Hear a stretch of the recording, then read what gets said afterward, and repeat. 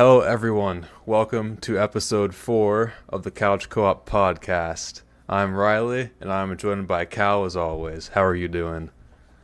I'm looking at myself here in the camera. I'm on location today, and you know that meme of Linus? Do you know Linus Tech Tips? I'm not familiar with them really.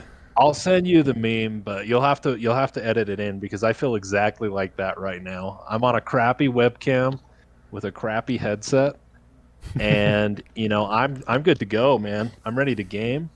That's what's up. I Oh had yeah. just for the viewers, I had a little slight family emergency earlier, so I'm on location at my family's house, but we should be back to normal next time. So Yeah. All right. Well, speaking of normalcy and complacency, I guess, kind of tying into that, we got another game disaster to talk about this week. It's just I I'm gonna let cannot you take wait, the reins. Yeah. dude. I can't wait to talk about this one. We've got so much. First Dog. of all, Well, yeah. dude, this was a game. All right, we both know what we're talking about, but for you guys listening or watching, you might not even know it existed because from what I know, there was zero marketing for this game. Absolutely zero marketing. The only marketing we'll show you guys in a minute.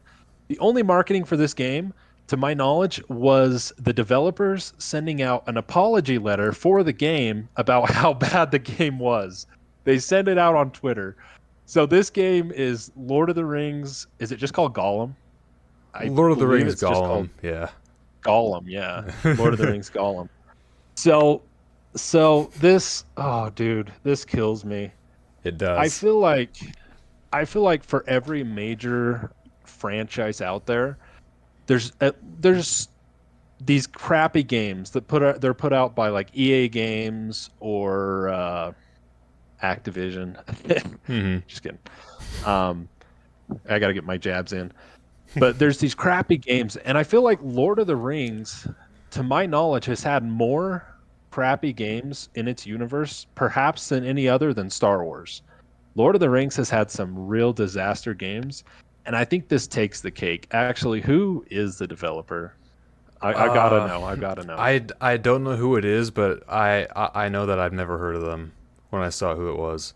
But I've never actually played any Lord of the Rings games before, so I can't really compare them. I feel like they were huge in the early 2000s ish. Hmm. Daedric Entertainment. Yeah, What if something like they? that. Let's see what they've done. Um, literally nothing. Quite literally. I mean, they've put a lot of games out, but nothing you've heard of. But yeah, they're The night of the rabbit. That's one. oh heck yeah, man! Put them on the roster. They're gonna make a Gollum game. But I feel like I bought every Lord of the Rings game growing up. There was and they weren't good. Like I don't know why it's so hard, why it's so difficult to make a good game for Lord of the Rings because I feel like it should be an easy topic.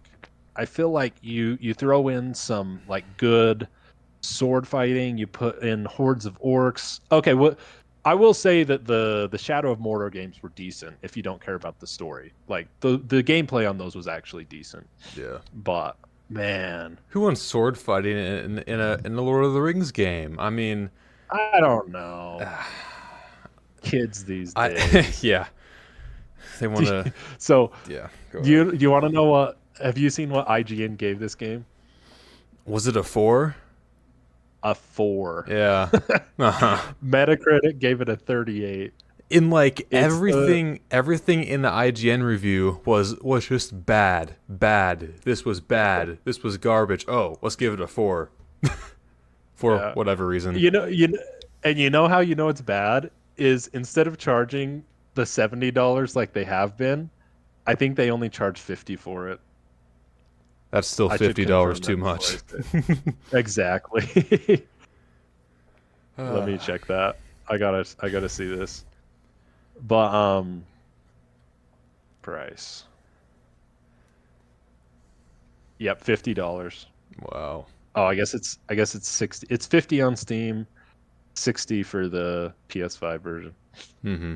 Oh, and actually, there's like a $70-$80 edition too, where you get a bunch of cool emotes to do, and that's it.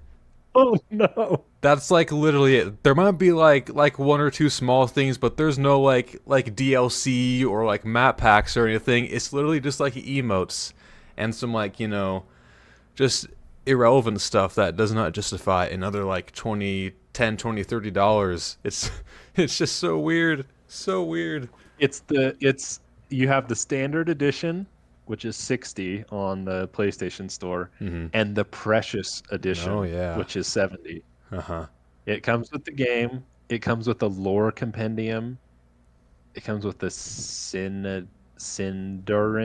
voiceover, an Mm-hmm. art exhibition, and an original soundtrack. Wow. So you have to buy the emote pack for Oh. $3. Oh, you have to buy it. Well, Oh that is no. yeah, whatever. Uh, Oh, wow. That's it just so it's just for me, it's painful. It's painful. I saw this clip on Twitter. I'll send it to you if I can find it real quick. But and maybe it was just a picture, but it was a picture of the game and they're like this looks like a 2008 game. it does. It It's very much does. 2023. Yeah, Let me see if I can it looks and like like the design of the game, like the level design and stuff, like it is like a PlayStation 3, Xbox 360 game. That's that's from like the era we're talking about here. And in like the what I mean by the level design is that like there are like blatant paths that you have to like cuz you're playing as Gollum. You climb places and whatnot. Well, like you cannot climb like 80% of like what you see, but you can climb this one specific path that the developers obviously made for you to climb up. It is obviously there because they want you to go up there. Like what I was expecting out of this game was like an open world Gollum game, which I thought was actually somewhat neat. You could go, down into the deepest depths of Middle Earth, and then come out, come in one side, come out the other, and then explore the surface. Like I thought that would have been super cool, but there's none of that. There's none of it. it it's not at it's all so what what a Lord of the Ring. Oh, by the way, if you saw in their Twitter post in their apology, which by the way there are so many of those now. There are so many people posting memes about like all the apologies from like Cyberpunk and yeah. CD Projekt Red and Bethesda again. All these people, and they didn't even spell Lord of the Rings right. They said Lord of the Ring, Gollum, and then they said Lord of the Rings later on in the Oh no. post. Yeah, Oh, I see it. I see it. Okay, I've got it pulled up here. I'm going to read it. I feel like we've got to read go this. through it. Yeah. Dear players, we would like to sincerely apologize for the underwhelming experience many have had on The Lord of the Ring Gollum. Upon its release, we apologize and deeply regret that the game did not meet the expectations we set for ourselves or for our dedicated community. Please accept our sincere apologies for any disappointment that this may have caused. Our goal as a studio and a passionate Lord of the Rings fans has always been to tell a compelling and immersive story driven adventure. Crafting a world with Middle Earth as our playground has been the greatest honor and the greatest challenge we have faced so far at, I don't know how to say it, Daedalic? I don't know. We understand that a game's success relies on the enjoyment and satisfaction of its players. We genuinely value your feedback and have been actively listening to your voices, reading your comments, and analyzing the constructive criticism and suggestions you have provided.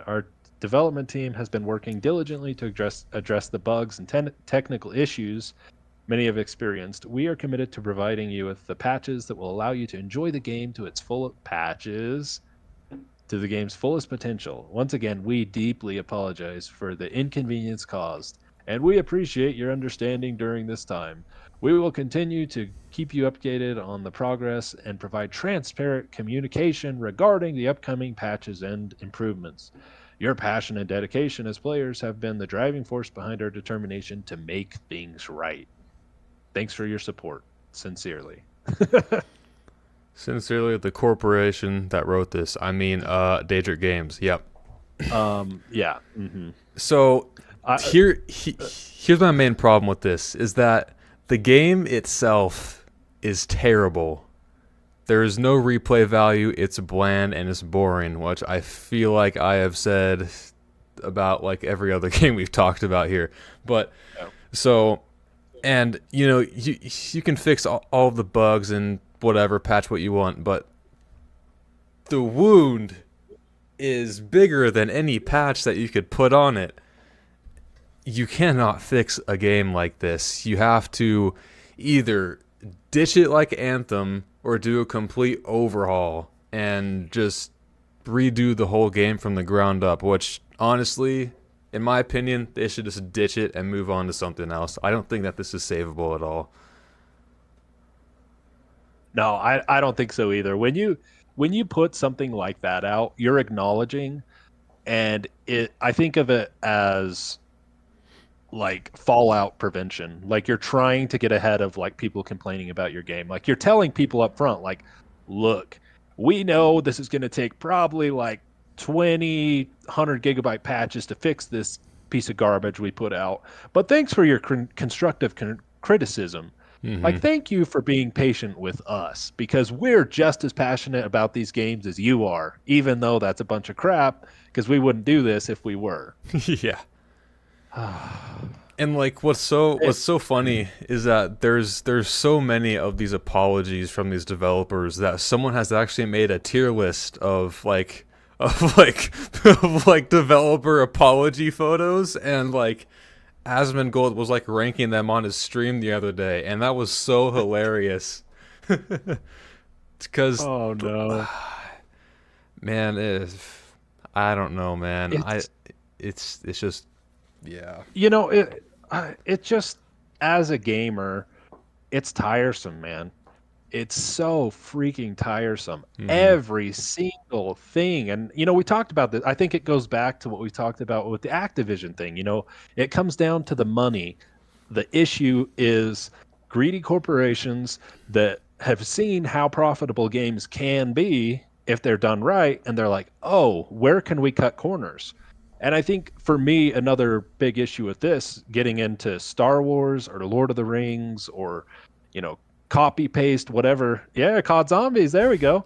Copy paste whatever people, are happy about, or Marvel, the Marvel games are another great example. The Avengers game that flopped. These greedy corporations, and they make great movies. They're all great movies, I would say, but they look at the gamers and they're like, this has Lord of the Rings on it. People are going to eat this up. It doesn't matter. It doesn't matter because even if we fail, there's no failing for us because we can just put out a crappy apology. People can refund it if they want, but not everybody's going to refund it. And, it's fine. Like, it's so tiresome. Mm-hmm. And that like they're going to put some like stupid requirement for you to actually get a full refund, because that's like, if you remember, or like around when Fallout 76 came out, there was like it was so difficult to get a refund because they kept adding things that you needed to do, and you're right, it is very tiresome, and I can't wait to see what game is next. Well, going along with what you're saying, like on Steam, I believe it's a 2-hour policy. I can't remember for sure, but we can check that. But I think it's 2 hours. But If you refund it before that, then they say, well, you didn't play enough of the game to really understand it. Hmm. No, like I'm not gonna, and I actually have never, I don't think I've ever refunded a game I've never done that I that. know of. Like I tend to keep the garbage even if I buy it, but Yeah. I think the best thing that comes out of these situations are the memes. Hmm. Like that's all we have at this Yeah. point. Like look at Fallout 76. Look at what are some other great fails? I mean, I Cyberpunk, Cyberpunk. Battlefield 2042. Battlefield 2042, dude. Did you see it was discounted to like $5 Really? months ago? It was like dirt cheap. And they still work on it, and I guess it's like decent to play now, but what it's over a year later. Like that's a long time for the game to actually be decent to play now. Yeah, and it's like the same thing with like Gollum, them wanting to fix things, but like for me, underneath all of like the technical problems, it's still not a Battlefield game to me. There's no destructible environments really. There's no classes. It's just for me anyway, as like kind of a casual Battlefield player, I played Battlefield 1 and 5. I enjoyed those games relatively Yeah. good, but like 2042 just isn't my game. No matter how much they patch it, I'll never play it again. No matter how much of a comeback Gollum makes, I will never play it, period. So, yeah. Well, and I think, those things stain. Hmm. Like they will stain your reputation. Like I hear and I've seen like videos saying that No Man's Sky is actually like a really good game now. But it's years later. They basically had to create the whole game over. I don't know their actual process, but like I've heard it's a decent game and it's actually enjoyable now. But you can't get the dirty taste out of your mouth. Same with Fallout 76. And what does Fallout 76 do a couple of years later? They put in a really pricey paid expansion that actually adds in a lot of the stuff that now it's even more enjoyable. Now you can actually play the game like it was meant to be played. Hmm.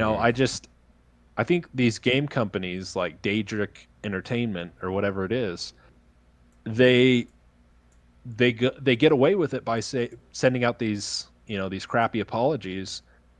But what they don't see is like I will never look at a Daedric game again and buy it. Not that I knew any of them, but Yeah. So I I had to just look think up this quote because I forgot what it was, but here it is. A delayed game is eventually good. A bad game is bad forever. yep, yep. That's, yeah, there it is. Oh, 100%. I agree with that. Yeah. Yeah, I mean, and like I would say the exception there, if it's true, I haven't played it, is No Man's Sky. Like No Man's Sky was supposed to be huge. It was a giant flop, but they went in and still a giant flop in my opinion, but supposedly they went in, they fixed the game, they made it enjoyable. You can actually like do stuff now. And the I don't know, the non-existent No Man's Sky community that maybe exists. I don't know how many people play it. Maybe I'll check, but Mm-hmm. they say it's decent, but nobody wants to play No Man's Sky. Nobody wants to play Fallout 76. Like nobody wants to play Gollum. Like why would I pay for a game that's got a 38 on Metacritic? Yeah. So like with those two games, Fallout and No Man's Sky, I tried playing them, a couple years after that they came out, and like maybe in the span of like the previous year, I played them at some point. And No Man's Sky, I feel like is so overloaded with stuff. I could not get like a grasp on what to even begin with because No Man's Sky is like a space game. It's an open, procedurally generated space game, so everything is like random. And I was trying to figure out how to like get my ship up. I just wanted to fly around and go to different planets, but no, I had to like go mining, and then there's all this stuff about the elements, and like there's these bugs flying around, and there's people flying off the planet. I'm like, where are you going? Don't leave me here. And so that was just not a good experience. And Fallout 76 is still unplayable. On the PlayStation 4, I hear it's even worse, which is what I have, but I tried it anyway because it was free on PlayStation Plus, and no wonder why. It just never buy that game. The frame rate is like 10 at most. And it's just the game feels like it's 2 decades old, which there's a good reason for that because they keep reusing the same engine over and over again. And Right. they need to use a new one, which I guess they're using for Starfield. We're going to be back right here when that game comes out. Mark my words. What do you think the odds are that Starfield will actually be decent? Zero. Zero. 0. No. Yeah. No. Okay. As much as I love like Skyrim, like that's my favorite game ever. Period. But I still know Bethesda for Bethesda and Todd and his sweet little lies, and Yeah. like, dude, I remember I was watching the Bethesda E3 2018 conference with a buddy of mine, and we were watching it, and like, Fallout 76 comes up. They're like, "Whoa, multiplayer Fallout! We're gonna play this, buddy. Let's do it." And then the infamous Internet Historian video comes out, the fall of '76. And I'm watching all the bugs, and then there's like 3 hour long compilations of all of the bugs that this one guy came across. And there's just these slew of videos, dog. It's gonna happen again. It's gonna happen again. And I can't wait for it to happen again because I'm gonna hop on that train too. Yeah, I feel like certain developers just never learn the lesson, and I think Bethesda is king of that. Mm-hmm. I think they have that down. And like the thing with Skyrim, I didn't play Skyrim day one, did you?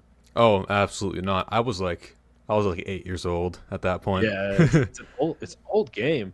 But like I think that they could get away with it being quirky back then Mm-hmm. because gaming wasn't like what it is now. It's not like as mainstream. It's not like there's not all these YouTube channels dedicated to just finding all the bugs and the glitches, and Skyrim was like a beautiful mess. Like Skyrim is just this big chaotic thing where you can do, but they did it right. I mean, you could probably say more to that than me because I've played maybe like 4 or 5 hours worth of it. But I think that Skyrim is beloved for all the right reasons, Mm-hmm. but these other games are hated for all the right reasons as well. Like, Well, like kind of going along with that is that like people don't really mind the bugs as much in Skyrim because Skyrim is like one of the best open world games of all time.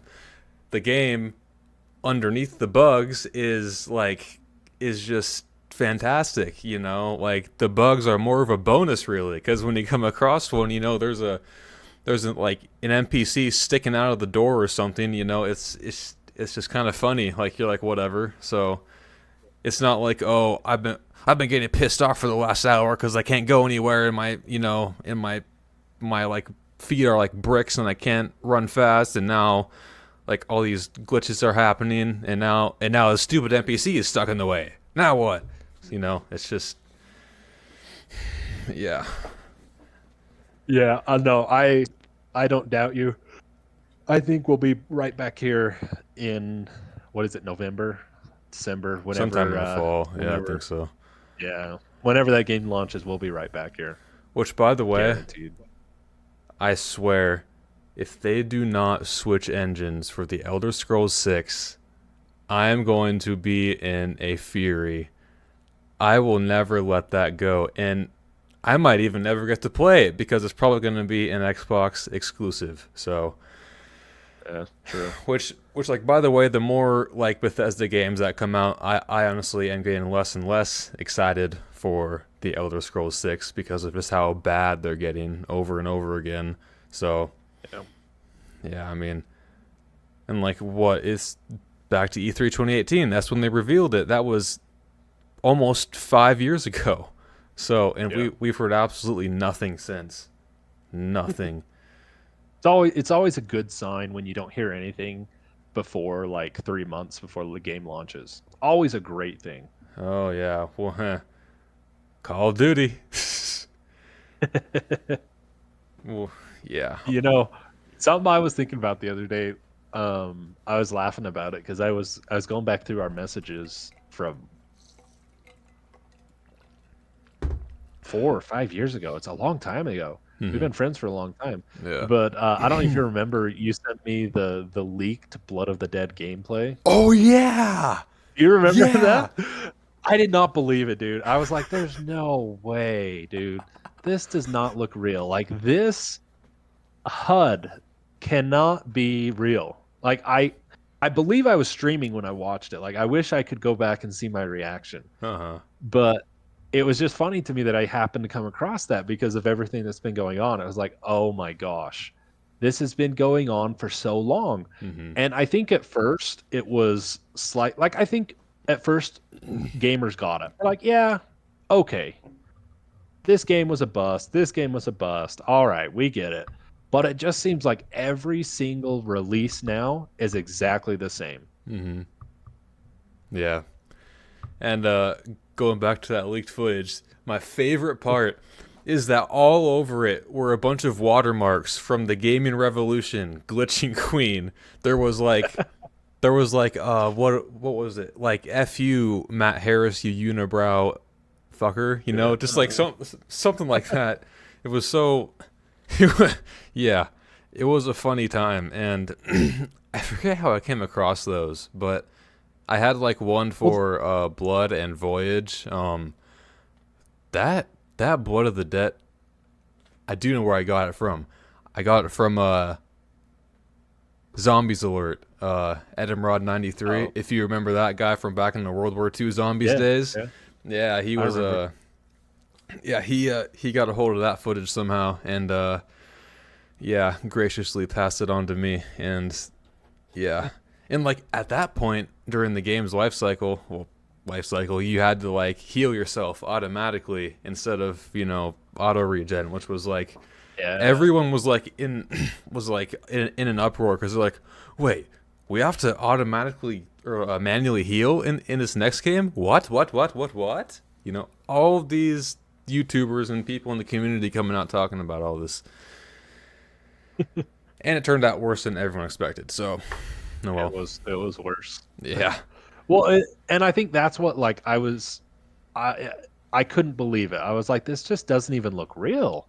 Like this looks like a fan made game. It doesn't look Yeah. great. Like it does, like the color's weird. Like all this stuff. And I knew it was like alpha gameplay, so it's not like actual like launch day gameplay. But yeah, I still remember that and I laugh about it, dude. Hmm. Just how botched that entire launch was. Dude,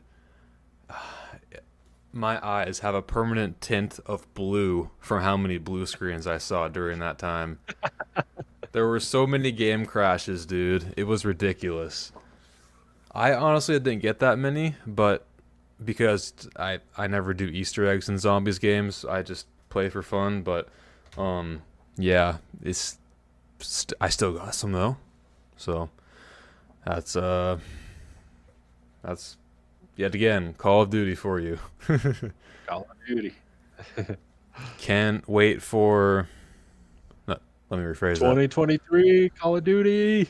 Call of Duty, yeah, it was 2023, yeah. Oh my god. Yeah, Yeah. yeah, what the little fuck, yeah. Because, well, that one's weird to me too. And maybe you know, but didn't they announce? I swear it was announced that they were skipping a year. Like, I swear that was from Activision. And I could be Mm, wrong. I'm not sure. Maybe I that was speculation.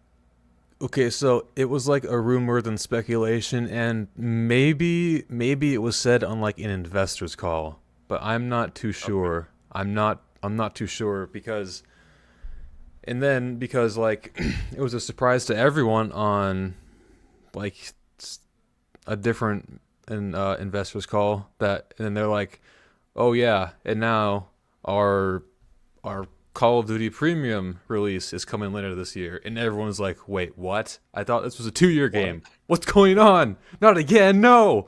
So yeah, I just look at it as I was thinking about this earlier about the people driving the life cycle of per se or Call of Duty per se. Like I look at them as people who have invested. And they have come to expect, like, I want this huge boost in my stock, even though I don't think it really boosts their stock. I want this huge boost in my stock every October/November. And so I think that when it was announced it was going to be a 2-year life cycle, I think they probably had pushback like, no, no, no, no, no, no, wait a minute. Like, you guys have all these developers and stuff. What are they doing? Just sitting around? And like, I look at it as it's people that just, which you wouldn't think because they're all investors and probably millionaires, billionaires, maybe some of them. But I feel like they're just trying to make a quick buck on Call of Duty. Mm-hmm. And rather than like waiting on that investment, let that investment, like, I would say the perfect example of this in my mind is Black Ops 3. Even though it was a one life cycle game or a 1 year game, I don't know how long Treyarch had been working on it, 2 or 3 years probably. But like, it still is bringing in a solid amount of money. It still has a really decent player base, and it's a almost a 10-year game. Mm-hmm. But like, who's going to be playing Vanguard? Nobody will be playing Vanguard. Nobody plays Vanguard, Mm-hmm. actually. Okay, I gotta check. I just, you know what I mean? Like, I just feel like it's people that are pushing this quick. It's almost like a Ponzi scheme. It's like, let's get all these people in on this thing, and it's a piece of garbage, and then we run. I have a perfect metaphor for that. Do you know who Steven Seagal is? The Yes, Call of Duty the greatest, franchise.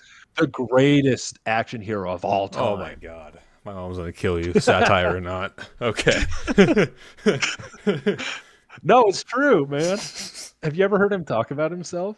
Yeah, a few times. But no, like Steven Seagal movies remind me of like money laundering schemes or Call of Duty. Just poop them out over and over again, and they maybe hit the theaters. I honestly don't know, but like, oh, actually, I went to like this like record and like Blu-ray store last weekend when I got a haircut, and there was just a slew of Steven Seagal movies, and it all says previously owned on them. I'm like, they're gonna stay here, never gonna be owned again. All these poor Steven Seagal movies. Oh no. Oh no. Yeah, but yeah, I would definitely compare Steven Seagal movies to Call of Duty games. They're just being released over and over again, and they're the same old story, action, and just everything. Everything is the same. So yeah. I'm trying to find this because I'm really curious. Oh, there it is. The player count for Vanguard, Oh no. which is, I mean, it's probably not like a super fair comparison because it is a year old at this point, 2 years, whatever. One chart I found, it's had an average of about 600 or 700 people playing it every day, which is terrible. Oh Which is yeah. For a Call of Duty game that came out last year, pull can you pull up Cold War? I want to see how many people are playing Cold War compared to Vanguard. That would be because dog Sledgehammer games just are not it for Call of Duty, I guess. yeah, it's rough.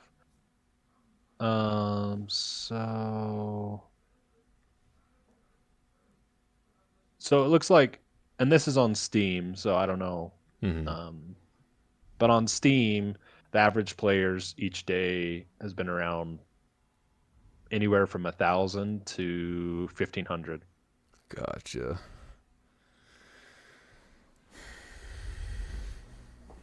which is still rough. But Yeah. and a lot of them are probably zombies players, I would guess. Hmm. Yep. Yeah, that's what it's looking like here. Hmm. Yeah, I don't know, dude. It just, we kind of got off the Golem thing, but Yeah, which by the way, I want to go back to and kind of talk about the gameplay. So, okay, yeah. so, and I'll make this quick so we can move on. But so like you go into a Middle Earth, a Lord of the Rings. Lord of the Rings is right there on the title. Lord of the Ring. and sorry, Lord of the Ring, my bad. So, so like, what do you expect from a Gollum Lord of the Ring game without thinking about the one that we got? What would you expect from that kind of game? So I would expect from a Lord of the Rings Gollum game that this is like this huge, massive open world where you as Gollum can traverse all these little nooks and crannies and find like treasures that have been hidden away, and you can go and find all these amazing places, and you can stealth. And I don't know, maybe this is in the game, I don't know, but there's all these really cool stealth mechanics that you can climb up above these guys and drop down on their heads, and and you can Smeagol them to death. That's what I would expect. Is that what it was? Absolutely not. So, what we got was a game where, like, I want to say like 70 to 80% of it, you are in Mordor or whatever that like town area is for the orcs. Well, what you're doing there is just a bunch of chores because you're in prison, and you have this like bird companion because that's lore accurate. So Smeagol Yeah. or Gollum gets a bird companion and helps him get to things like he's in an Assassin's Creed.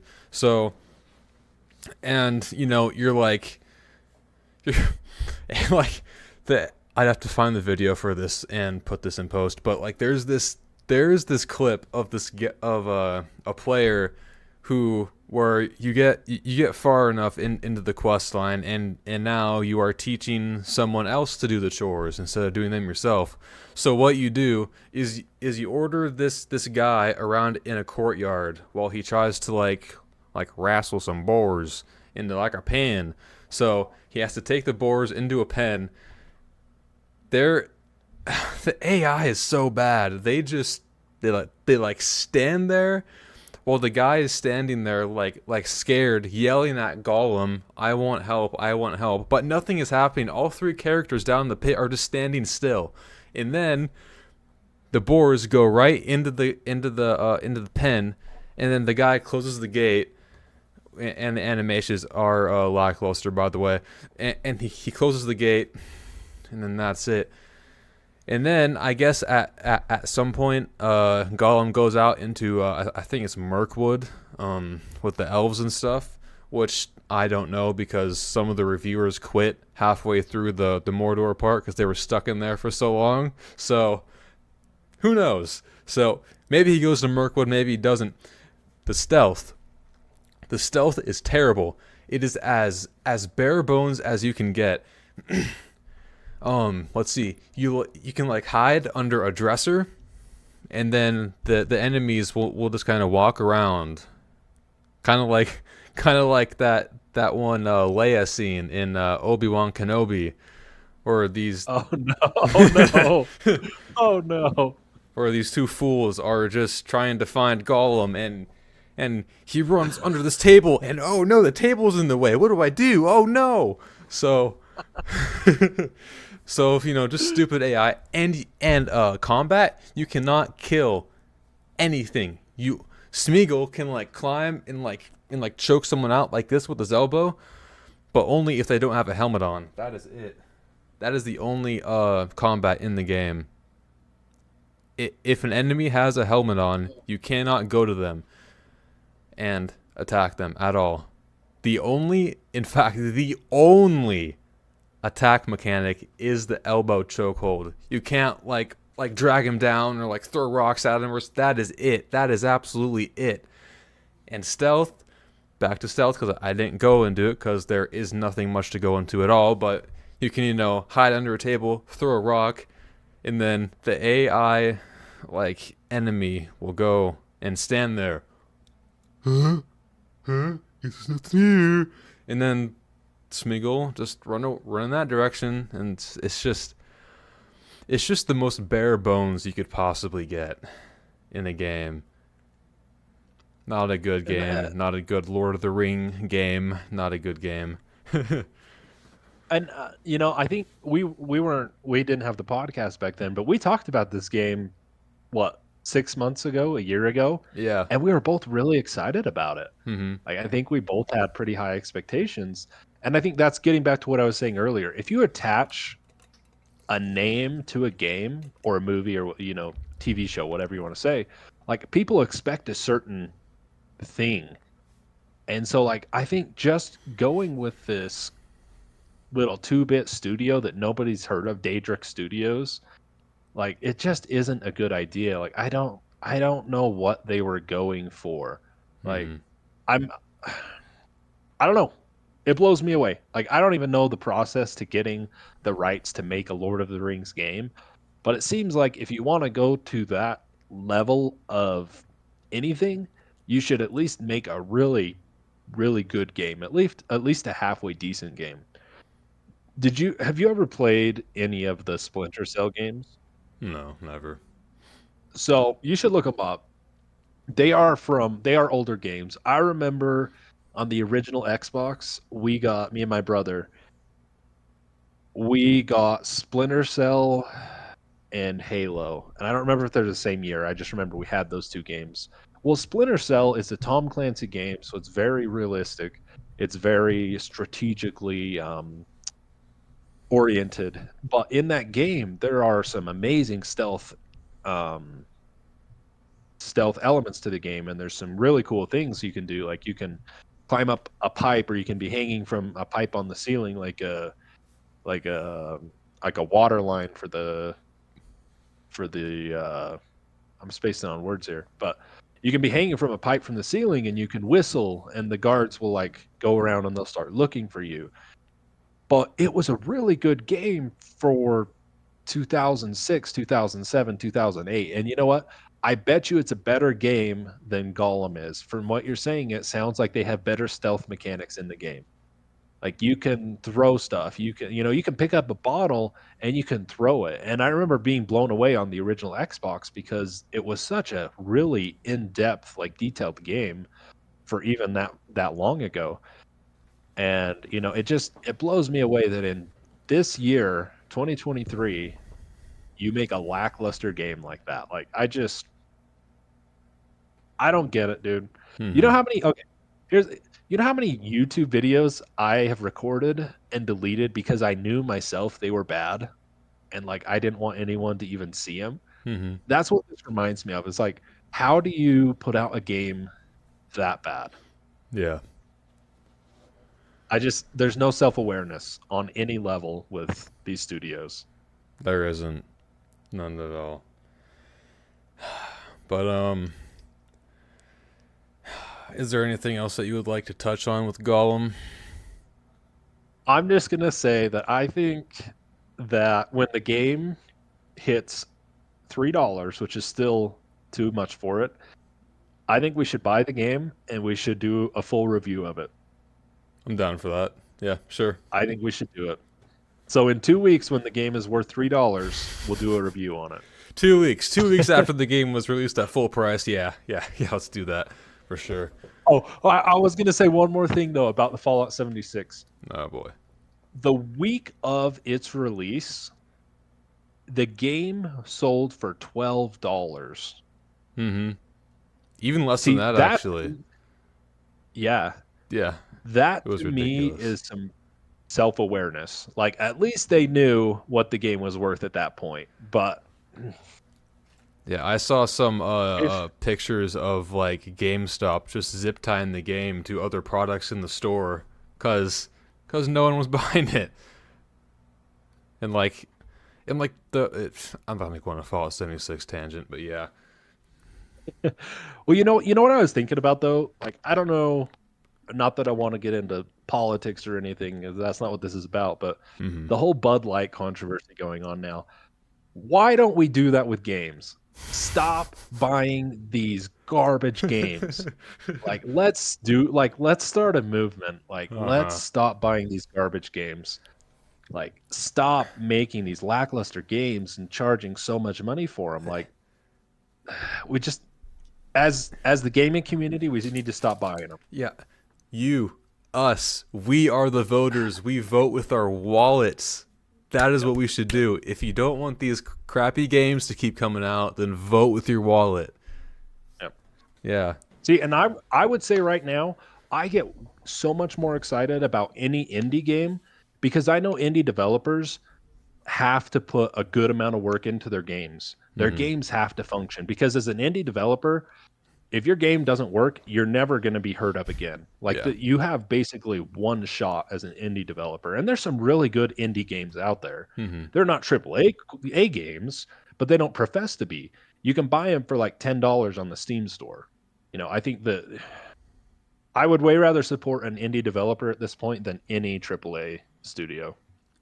Yeah, and like for me personally, I've had more fun on Vampire Survivors, which is like $3 on Steam, than I have had Yeah. on Modern Warfare 2 that came out in November. So, Yep.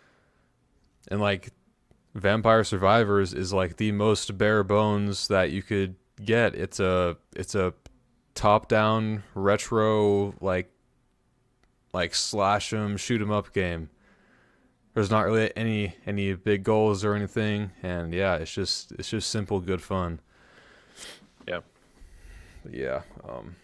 Yeah, I mean, I could keep going, but Yeah. no, that's all I gotta say on the as of now until our official review of the game. For sure. Yeah.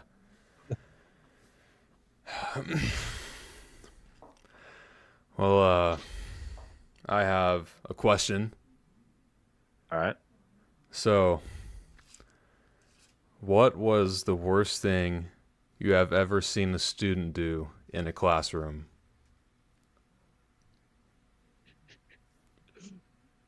So does it count if I was the one that did the thing?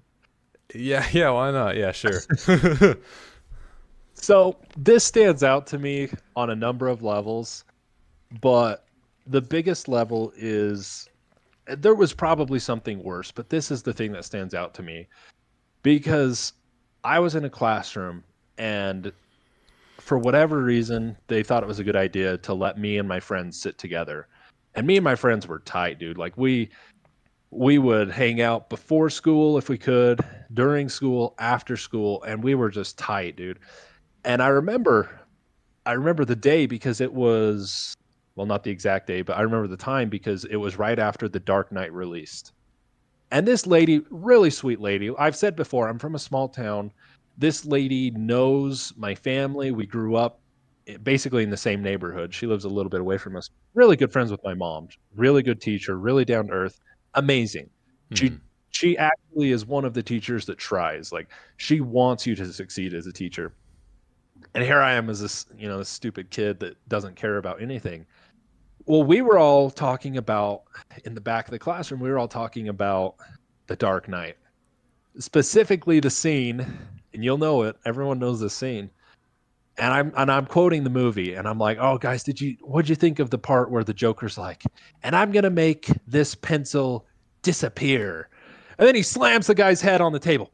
And I know that was loud, but I did that. But I did that in the middle of the lecture, in the middle of the class, and it went dead silent because I forgot. I was so excited about the movie, I forgot where I was, and I just remember everyone in the classroom turned and everybody looked, and it got so silent, and I was just like, "Oh no!" And she just starts screaming.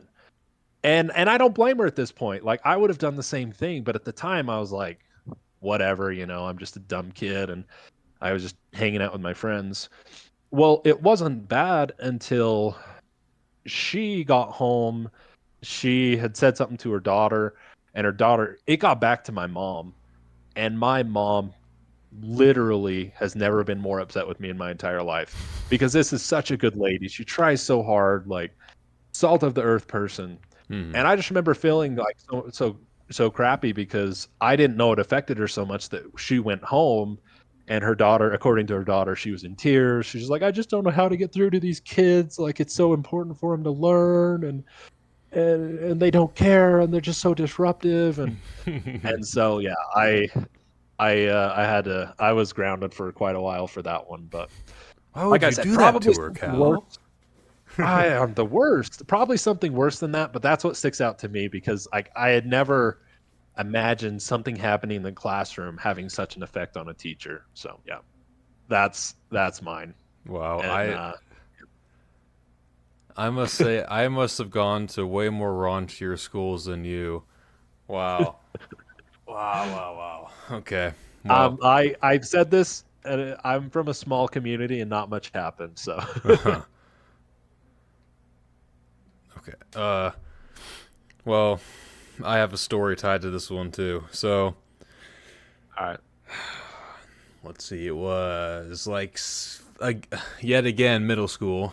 Uh, and yet again some of the worst years of my school career, if you want to call it that.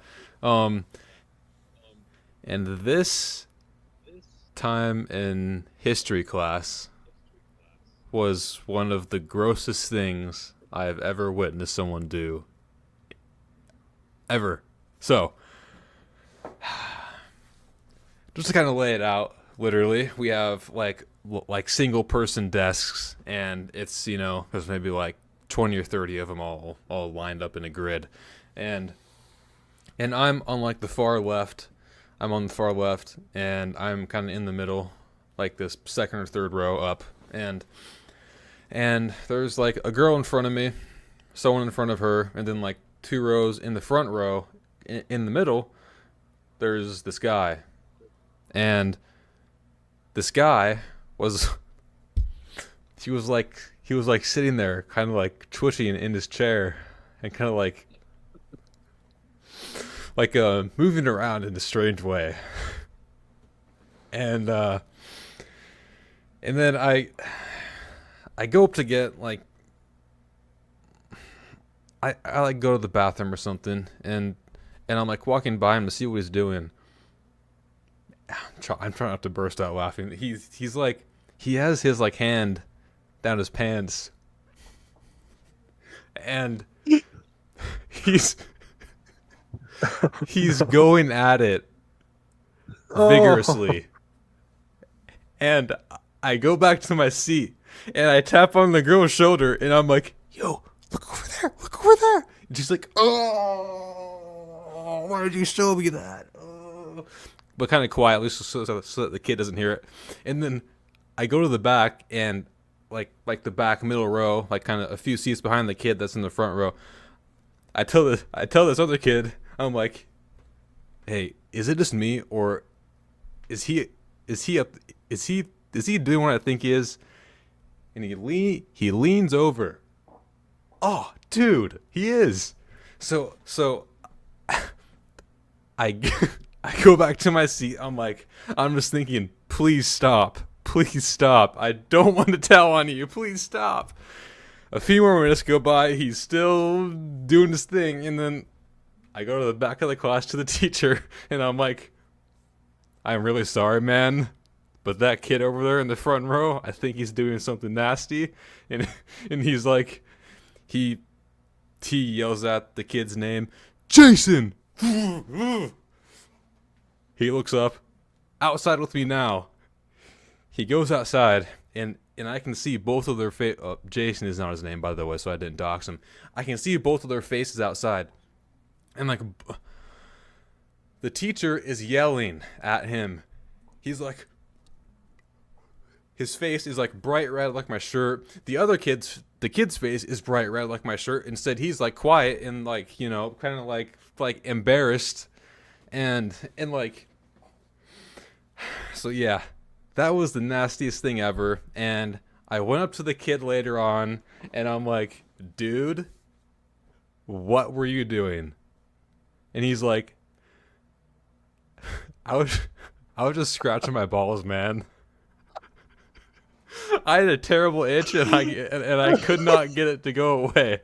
I just could not stop." And he's like, and he was just no social awareness. He just acted like it just wasn't a problem at all. Like, yeah, you know how it goes, right? I'm like, no, no. So, and then, which by the way, he was doing it on one other occasion too, but this time he was multitasking to the max. He was min-maxing his like light jog to the school bus at the end of the day one day. He was so like, you know how like well, actually you probably don't know, but there's like, you know, kind of like there's always one of those kids who's like who does like karate during recess, and he was that kid. So he's always trying to, you know, keep his body in tip top shape. So what he's doing is he is running past all of us to the school bus, but he is scratching his balls while he's doing it. So he's like jogging with like both of his hands down his pants doing this, and then so and, Oh no. so yeah, that was the weirdest, grossest, worst thing Oh. I've ever seen in and outside of a classroom at school. So yeah. But you know how it goes, right?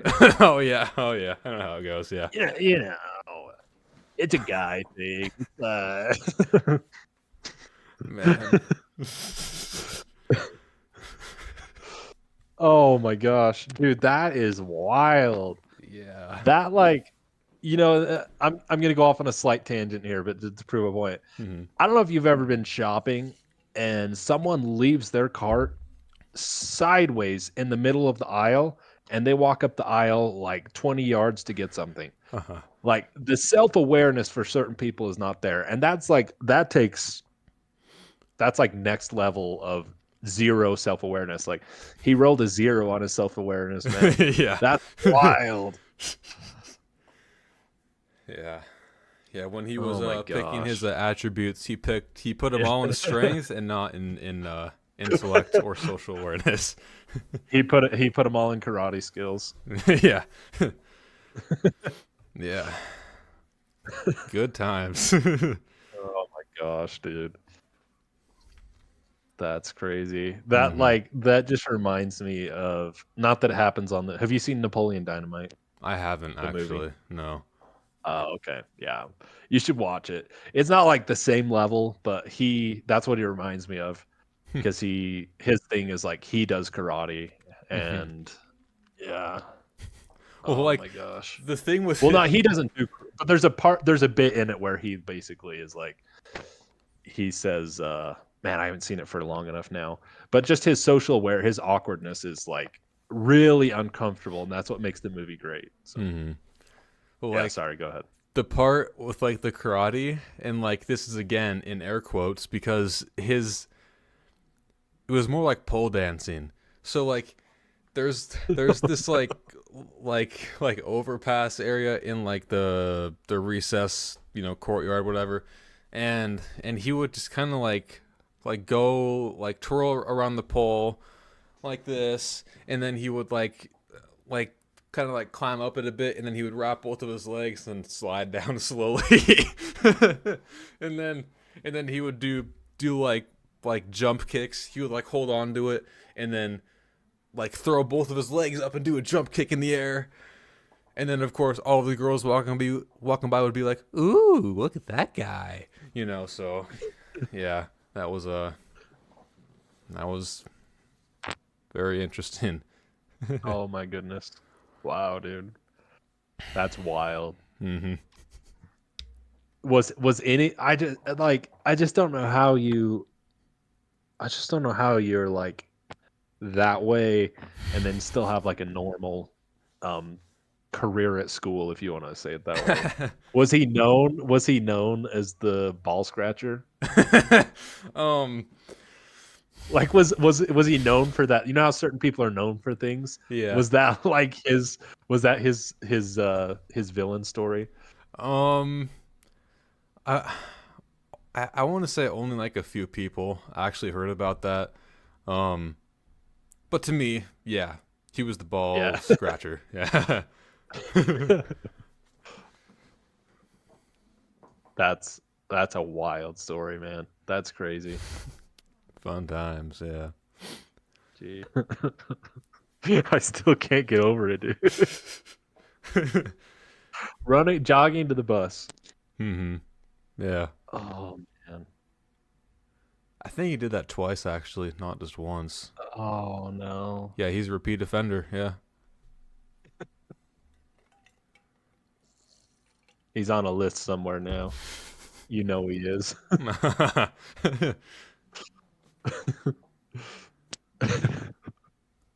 Oh.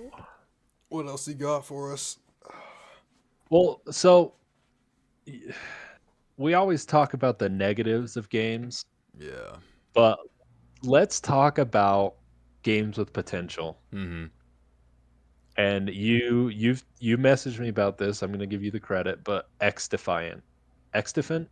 X What is it? Defiant. Do you know? X Defiant, yeah. X Defiant. Yeah. Yeah. Yeah, What are your feelings on it? Do you think it's the next Call of Duty? no, but it's uh it's an alternative that I think will work.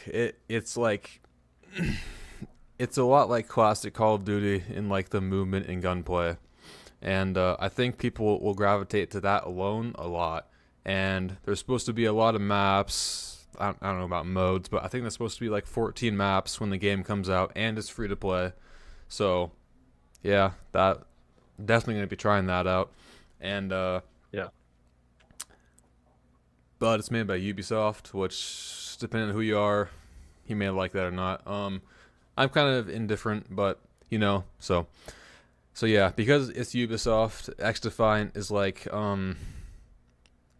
it's kind of like SM2. It's like a best of Ubisoft games. Like you have like characters and like maps and stuff based off of like Far Cry 6, Rainbow Six Siege, Splinter Cell actually I think is one of them too. Um, and yeah, like the Division, and I think there's one other, but yeah, it looks cool. I'm definitely gonna try it out. I think it'll cure that itch that a lot of Call of Duty players have had for a while. Mhm. So yeah,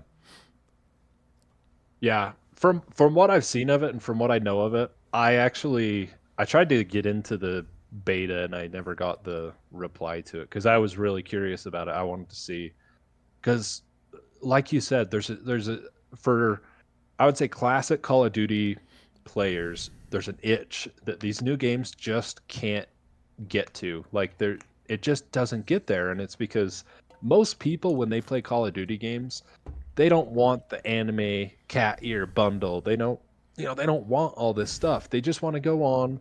They want classic gunplay. They want fun movement.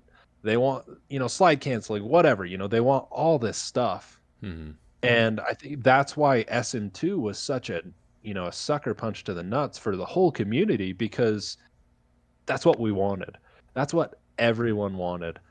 And another topic we can talk about is or going along with that's happened, since our last podcast was the BO3, the boy, which was meant to be a same thing for Black Ops 3, safe servers for people to play on, and Activision took it down. hmm And before I get away too far away from the X Defiant, like I just think that it's if they do it right, which it looks like they are, I think it will do very well.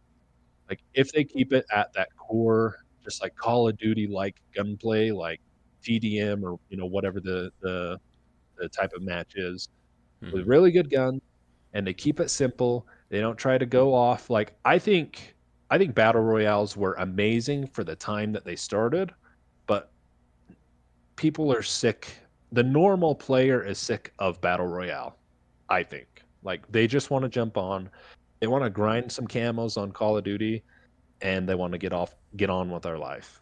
hmm Yeah, I think the same thing, and yeah, I think X Defiant will just be like the perfect casual game for people to hop on and play and get off and not have to worry about sweating, and which hopefully this is true, that lobbies are entirely based off of connection and not skill, and that their ranked mode will entirely be ranked and not sprinkled into the casual playlist, which I hope is Little true. SBMM, Yeah, oh my lord. skill-based matchmaking. Yeah. So yeah. I have high hopes for it because like I want that. Like I miss the Black Ops, the original Black Ops multiplayer. Like I miss those old multiplayers, Black Ops 2, Modern Warfare. Like they were just fun to play. Hmm. Like yeah, you got crapped on a lot of the time, but they were just like enjoyable. Not like current, I would say Modern Warfare 2. Like it just yeah. And I think being free to play too will have a huge draw to it Yeah. if they don't screw it. And another part that I didn't bring up was also there's a bunch of like ex Call of Duty devs from back in the day that are working on this Mhm. game. So I think it's in good hands. I think it's gonna go places. Yeah, it looks fun. Still no release date though, so gonna have to wait on that. Yeah. But All right. Another as you another one. mentioned, Or what were you gonna say?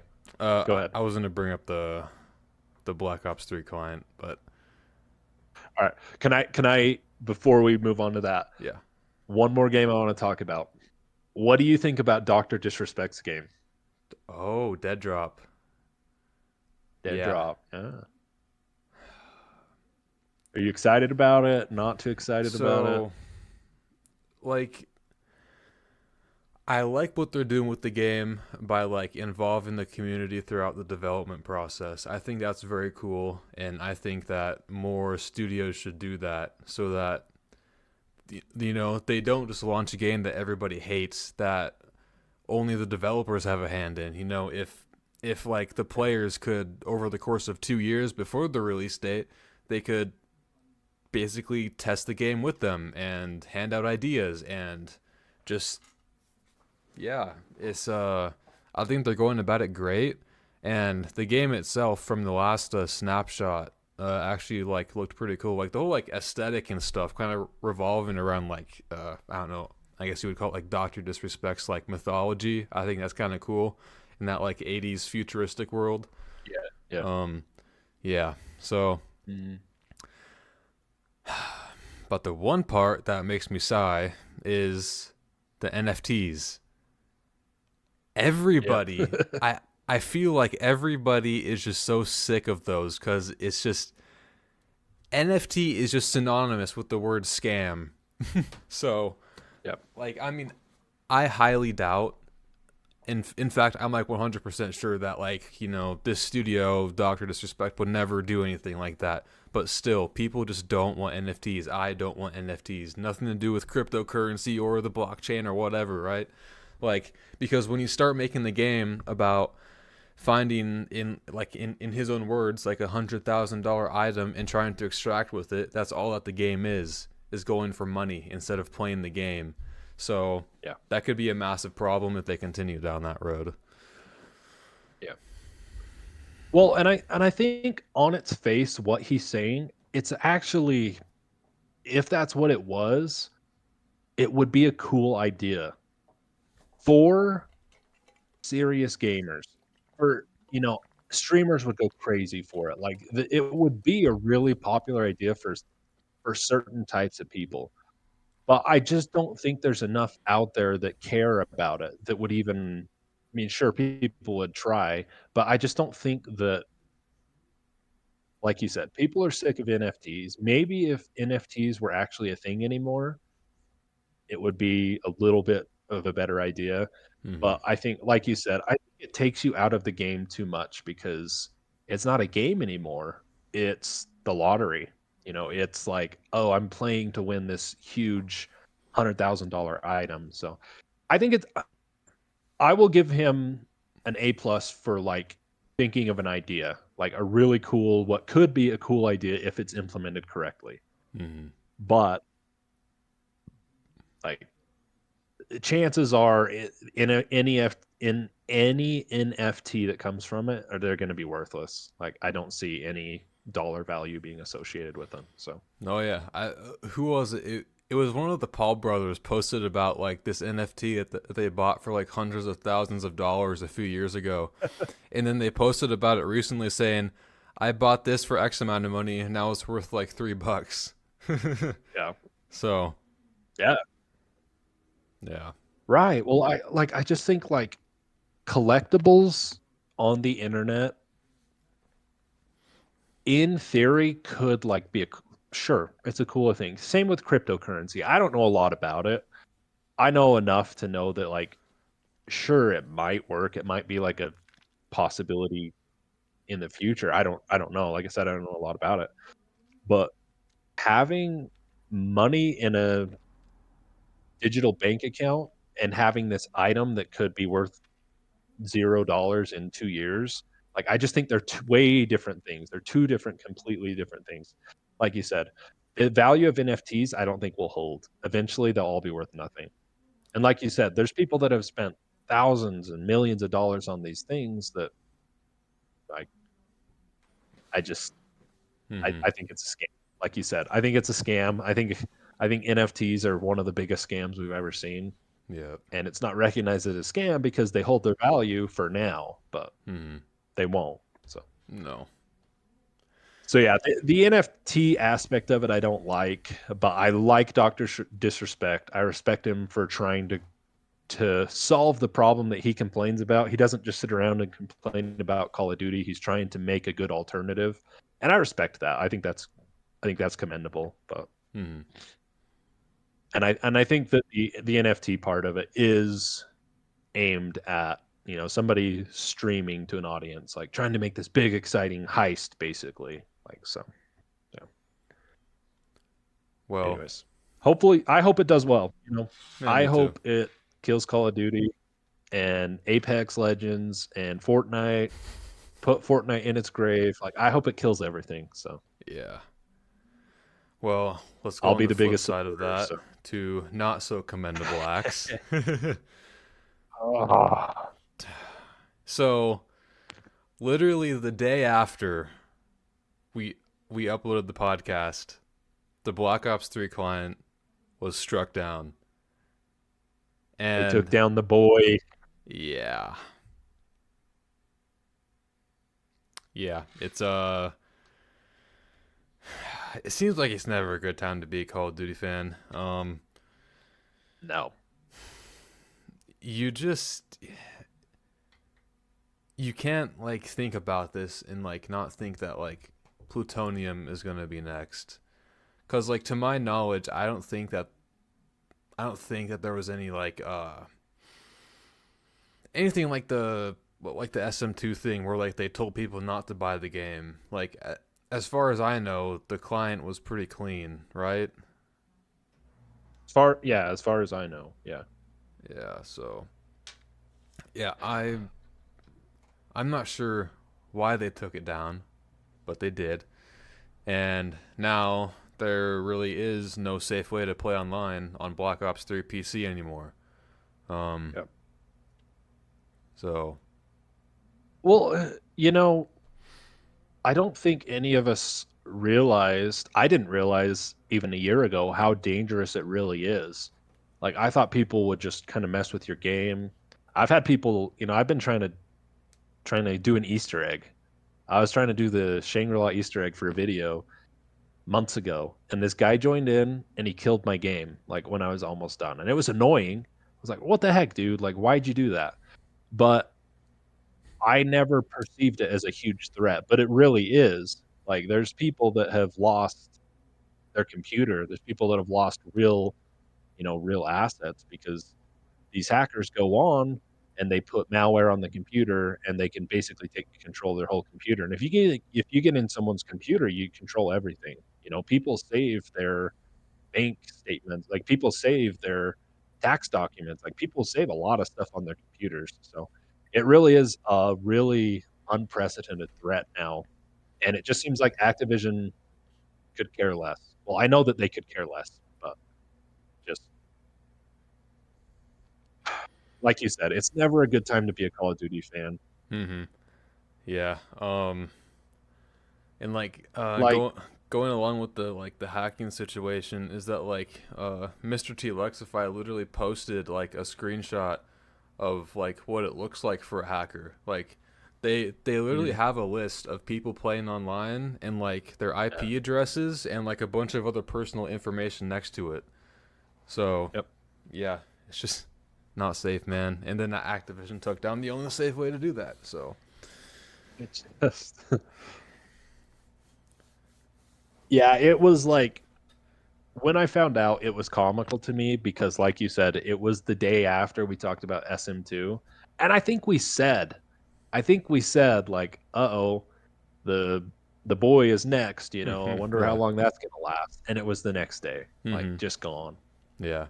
And like people are like coming up with like theories or some people call it copium that like, Activision Blizzard is working on like so like back when like at some point during like the World of Warcraft was like falling off a bit, people were like going back to like the I honestly don't know how like WoW works, but they go back to like the classic games or whatever and they start Mhm. making servers for those.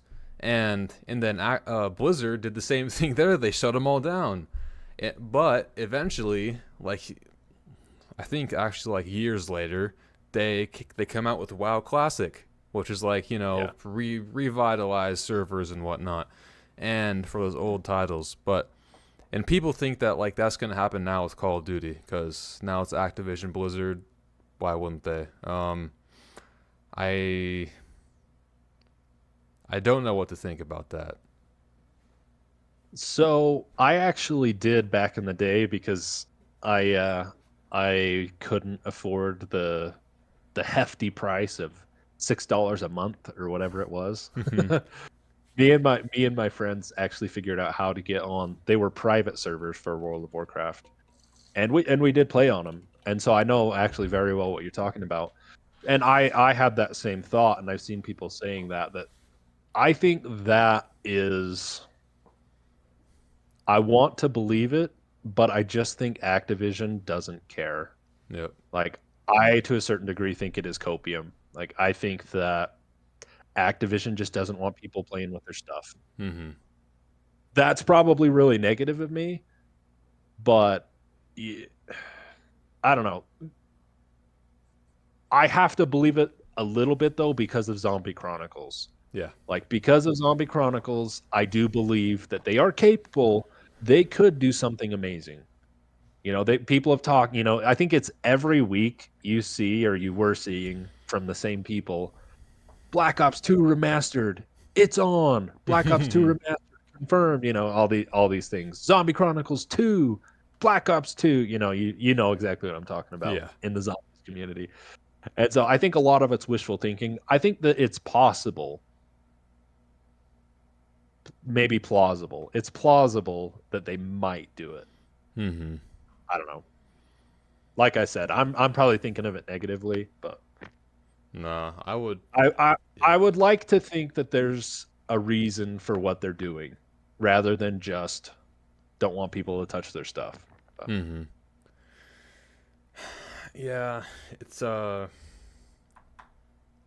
it's it's very confusing trying to rationalize what Activision is doing and why they're doing it. Yeah. I mean, really, there's not much else to say because it's pretty much the same thing with SM2. They just struck it down. So yeah, I really don't know what to say about it beyond that. my thing is, if they do it, please, Activision, please make it in some way that's safe to play. That's my only request. Mm-hmm. Like, if you're gonna gut punch the community, make it safe for us to play later on. I don't know. We've already exhausted the Activision subject on the channel, but Yeah. how I will ask you this: how long do you think Plutonium has?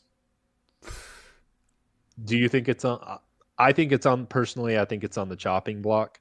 I think it's next. Mm-hmm. Uh, tomorrow. Maybe Tuesday. I give it at most 2 weeks. Yeah. I think plutonium is going to be down in Hmm. 2 weeks. I don't want that. That's No. the last thing I want. But Hmm. I don't see how what they've done makes them any different than SM2 and the Black Ops 3 client. Like I just don't think they're any different, Hmm. unfortunately. Yeah. Me neither. So, which sucks. Hmm. Well, yeah, Well, I don't know. yeah, it's hard to come up with like new things to say when the same bad things keep happening over and over and over again.